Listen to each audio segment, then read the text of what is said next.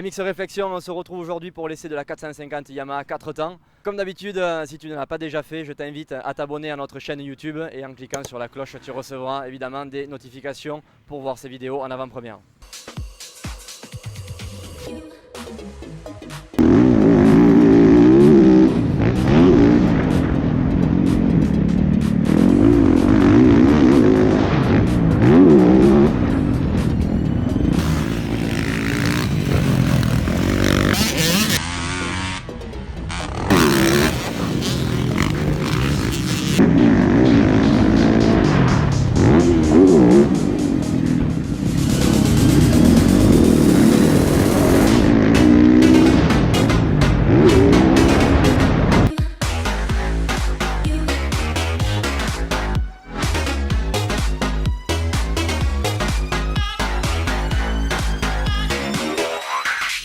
Retour avec cette 450 YZF de 2019. Bon Blaise, qu'est-ce que tu en as pensé? C'est quand même des motos assez spéciales qui se différencient un petit peu des autres avec le moteur à l'envers.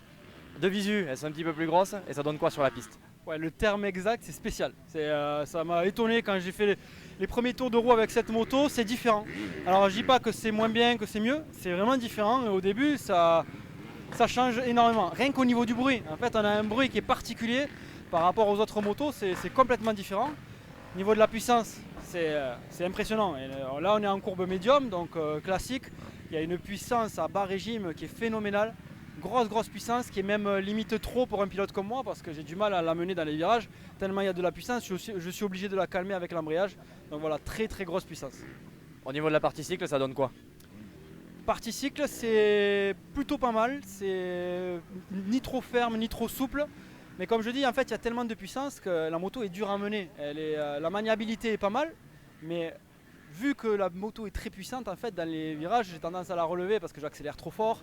Et c'est vrai que c'est un pilotage à prendre, mais je pense que ça conviendra à certaines personnes. Certaines personnes qui peuvent s'adapter à cette moto vont arriver à rouler fort, à mon avis, parce qu'ils vont arriver à maîtriser la puissance. Et du coup, ça peut être une très bonne moto pour un certain type de pilote.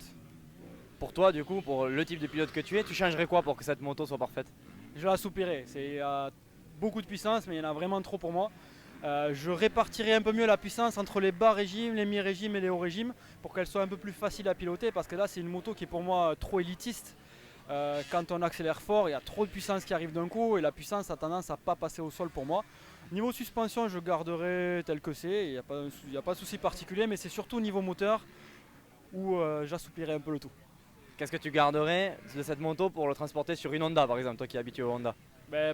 Voilà, il y a le revers de la médaille, c'est-à-dire qu'il y a trop de puissance à bas régime, mais c'est bien quand même d'avoir du couple à bas régime. Donc je prendrai un peu de ce couple-là et je le rajouterai sur une Honda, sur une Kawa, pour que ça soit un peu plus facile à piloter. Mais pas tout le couple, ça c'est clair et net.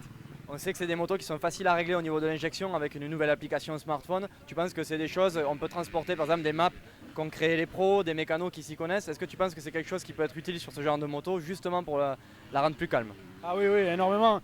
Alors par contre, il faut l'adapter aux pilotes, il faut que les pilotes aient une formation sur ça, parce que c'est vrai que quand on est lâché dans la nature avec notre smartphone, notre application et notre moto, on ne sait pas trop quoi faire, il ne faut pas faire n'importe quoi.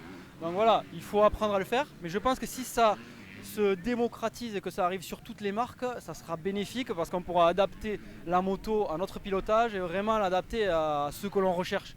Donc si on arrive à assouplir un petit peu cette moto avec le smartphone en ayant une courbe que l'on prend sur un autre pilote qu'il a déjà testé, par exemple un pilote pro, c'est parfait, c'est vraiment ce qu'il faut. Merci Blaise pour cet essai et si jamais tu veux toi aussi essayer les Yamaha de 2019, n'hésite pas à contacter CBO Group.